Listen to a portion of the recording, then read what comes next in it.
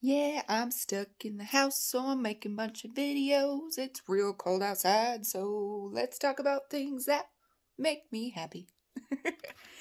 I wanted to talk about some things that bring me comfort.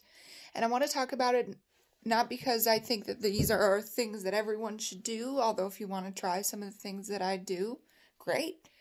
But maybe to get you to think about what brings you comfort.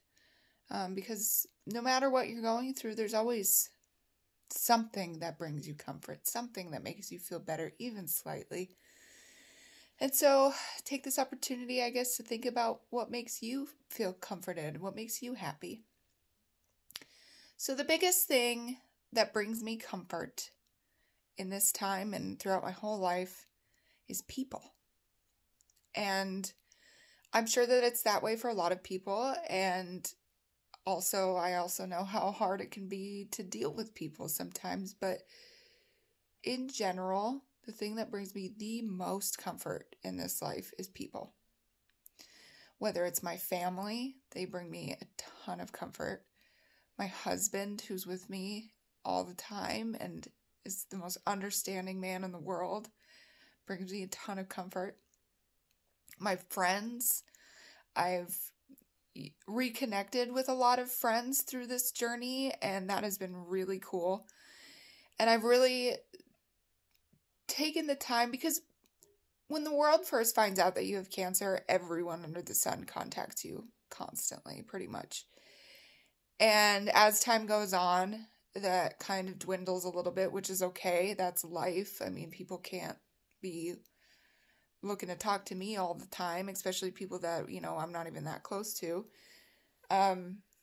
So as time has gone on, I've really found the people who have stuck it out and are still contacting me frequently and wanting to spend time with me, wanting to talk to me. And that's been really nice to really get to see who these people are and what you mean to them. Especially, like I said, friends that I had in the past, like friends from high school and things like that have really contacted me, and we've started spending a lot of time together, and it's been really wonderful to reconnect with some of these people and to get to spend time with the people that I always spend a lot of time with. I've been spending even more time with them, which has also been great. For me, one of my favorite groups of people to be around are my kids. Now, I don't have any of my own children, and at this point, I never will. Even if I get better enough by some miracle that, I'm doing really, really well, expected for a long period of time, I would be too terrified to have a kid and then have my cancer become a problem and leave my child alone. So, but I have a lot of younger siblings, and I have a lot of nieces and nephews from my older siblings, and they've always been incredibly important to me. They've always been my children, and I love spending time with them. They bring me so much comfort and so much joy. I just like my best friend's son, who's 2 years old, another kid that I spend a ton of time with. He's a cuddler, and so sometimes he'll just like crawl up on me and just hug me, and I'm just like, oh, I love you so much. It just feels so nice. And so getting to spend time with my kids and talk to them just about everything about their day, about their life, about questions they have, try to kind of leave them some life lessons a little bit, and just spending time with them is incredibly important to me, and it brings me so much comfort. If you are the type of person that doesn't have a big support group like I'm blessed to have, there are other options out there. There are a lot of things that you can do online in particular. I have found a ton of cancer support groups on Facebook, and I even talked with my local hospital and found a local cancer support group that, because of COVID, they're still not meeting in person, but even when you do it over Zoom or over the phone, just knowing that they're local people and they can kind of talk about, oh yeah, I went to that Walmart and this happened, and you know what they're talking about, feels kind of good. Because talking to people from all over the world is nice, and you can find people who can really relate, but having people who are local, even if you don't get to see them face to face, is kind of nice. So yeah, people are the biggest comfort for me. And another thing that I've been trying to do, and I've been trying to work on it more and make more time for, is giving back to others. At first, it felt kind of strange, not really strange, but I don't know, like I didn't have time to give back to others. I'm like, I got so much going on in my own life, like I need help. But as you go along and you start to get into your routine and you start to, feel this way and stuff, it feels so good to give back to others. Whether that's giving to a food pantry or donating to something, or for me, I love to volunteer my time and my energy. Because I'm not that financially sound, and, I do what I can, but I have time. I can donate time. I can help people with things. If someone needs help, I will help them.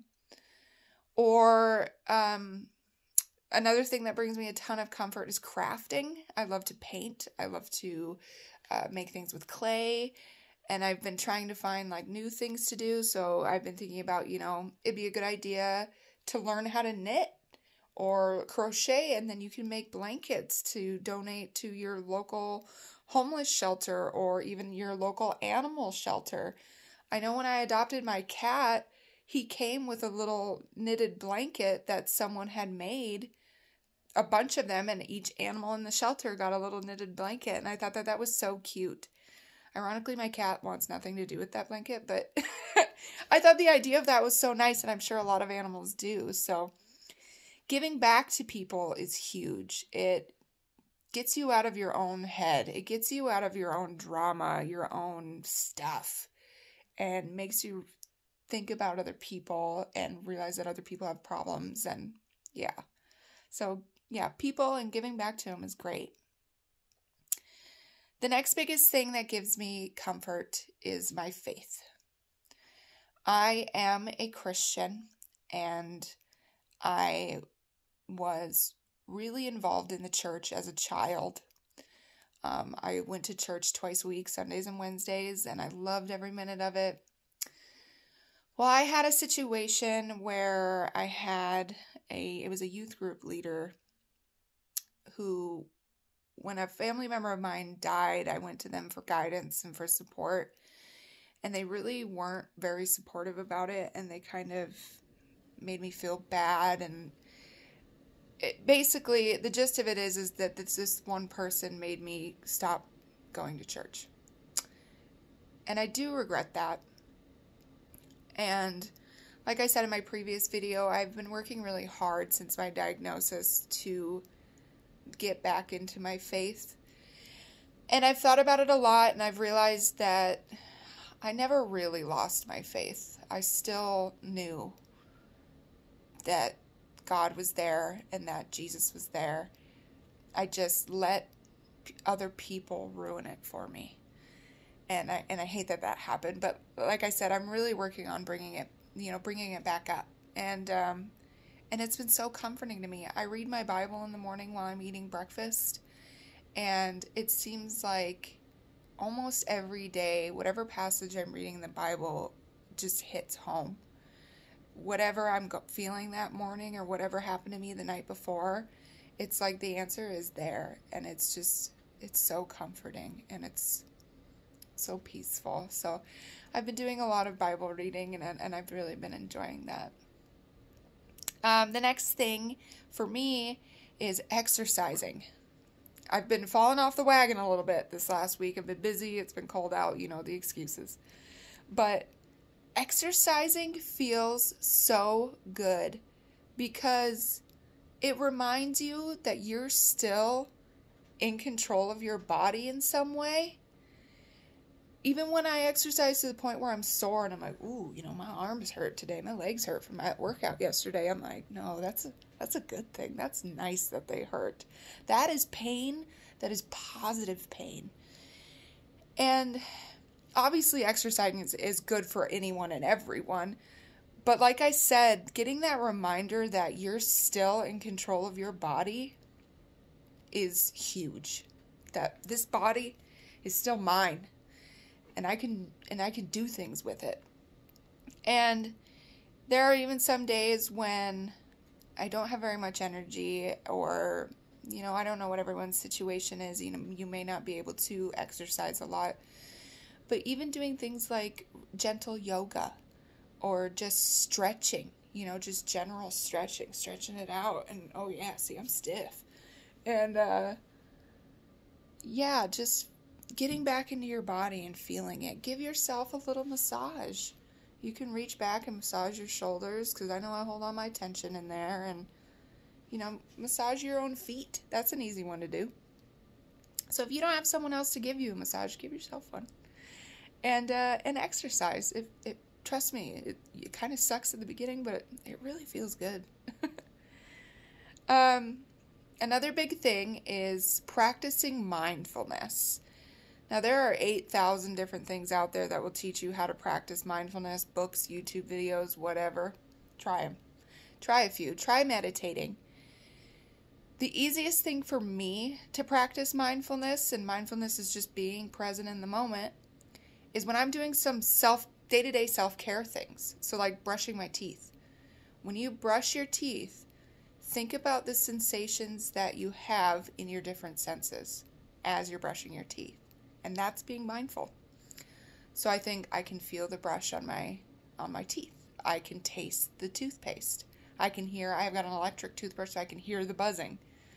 And you go through and you figure it out. When I spit it out, I can see that there's little particles of food in it. It's gross, but so, or when you're taking a shower is another great one. When you're washing your hair, feel your fingers. Feel the water run down your body. Smell the soap, the shampoo. Don't taste the soap. That'd be gross. But you can smell it. You can hear the water. Tap into your senses and just be present in the moment. And do the same thing randomly throughout the day. If you're cooking, stop and really think about what you're seeing, what you're smelling, the colors, the spices. Just being present in the moment is really huge, and it helps slow time down. We get distracted, and all of a sudden it's time for bed, and a whole day went by. But when you're mindful of what you're doing, and you slow down and you take that time to tap into those things, it really slows time down, which, when you're worried about how much time you have left, it's nice to slow that time down a little bit. For me, a silly one, that I love hot beverages and warm blankets. I mentioned in another video that every time I go to the Mayo or my cancer center, they give me a warm blanket. And it just feels so good. And it's probably because it's winter time out, but like a hot cup of green tea and like a warm blankie on my couch when I'm cold and feeling crummy is just like so good. So try that. Entertainment. We live in the world of entertainment, and since I was diagnosed with cancer, I'm going to be honest with you guys, I used to watch a lot of TV. I used to be one of those people that would get home from work and felt exhausted and would just lay on my couch and watch TV until it was time to go to bed. Well, since I got diagnosed with cancer, I'm like, I have no patience for TV. I'm like, TV feels like a complete waste of my life, and I'm not doing it. But it's kind of unavoidable sometimes, or it's hard to, I don't know, always be on the go. That's not really realistic either. So sometimes when I want to relax, I will watch TV, but I will make a point to watch things that are inspiring to me.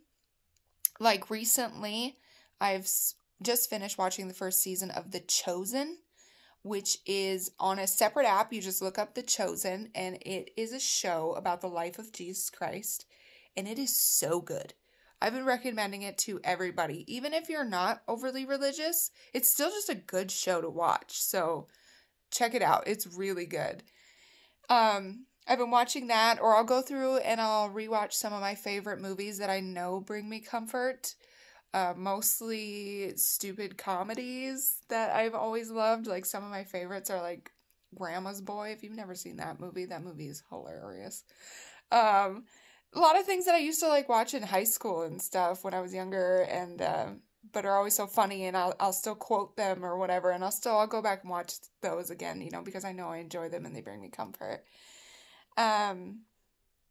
Yeah, the other things I do, I listen to a lot of podcasts. There's a ton of them out there. Obviously, everybody's making a podcast nowadays, but my personal favorite is Critical Role. It's a Dungeons and Dragons podcast. Now, don't let me lose you. My husband and I do play Dungeons and Dragons, and we really enjoy it, but you do not have to have ever played Dungeons and Dragons to enjoy this podcast. It is a bunch of professional voice actors who are playing Dungeons and Dragons, and it is so funny, and the characters are so engaging and just so entertaining to listen to.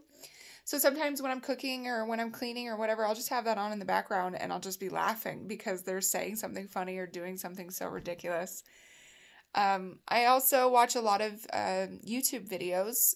One channel in particular that I watch a ton is Good Mythical Morning, and they're one of the top YouTubers ever, and they won a bunch of streamies and things like that, so a lot of people know about them, but really, check them out. They're really funny guys, and they're really good dudes, and I've been watching them for years, and so they bring me a lot of comfort because they almost feel like my funny big brothers or something that I've been seeing for years. And yeah, so I would recommend checking those things out or finding your own. If there's shows you've watched or movies you love, watch them. If they make you feel good, do it. The last thing that I have written down for bringing me comfort, and this one is huge for me, is gratitude journaling before I go to bed at night. It really helps to kind of reset my mood, because sometimes even if you have a hard day and you're just exhausted and you lay down, but your mind's still racing, you're still running, you can't get that thing to shut up. So gratitude journaling really puts me into a good headspace when I go to bed.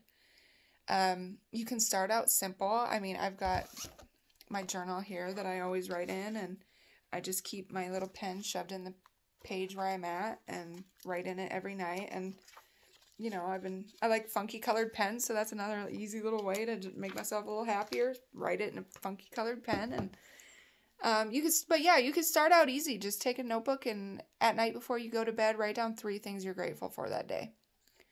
Now, if you had a bad day, it might be kind of hard to think of something you're grateful for, but I can guarantee that you can think of 3 things that you're grateful for. Some examples of some of the things that I write down are something as simple as the sunshine. Some days I'll feel the sunshine on my skin and I just love it so much, and I'll write, I'm grateful for the sunshine today. I'm grateful for tea. I'm grateful for just silly things, but I am grateful for them. And so another thing you can do is you can go onto like Pinterest. I've done that. And type in gratitude journal prompts, and there's a million of them out there. Pick one you like and start writing that down. So I do that too. I'll go through my day and just think, okay, that happened in the morning. Oh, that was nice. I'm grateful for that. Oh, that was a lesson I learned that wasn't very fun, but I'm grateful for that lesson. And I write about my day and everything I'm grateful for that day, and then I'll look at that prompt, and it'll bring up things that I never even thought about. Like, what are your 3 best traits that you're grateful for was the one that I did last night. And so yeah, just thinking about things in a different way and being grateful right before you go to bed has been really helpful for me. It's, like I said, just puts me in the right headspace. It helps me sleep better. And I feel like I wake up just in a better mood. So if you have any other suggestions, comment, and I'll totally be willing to try them. And yeah, be grateful, be kind to one another, and just live life while you can.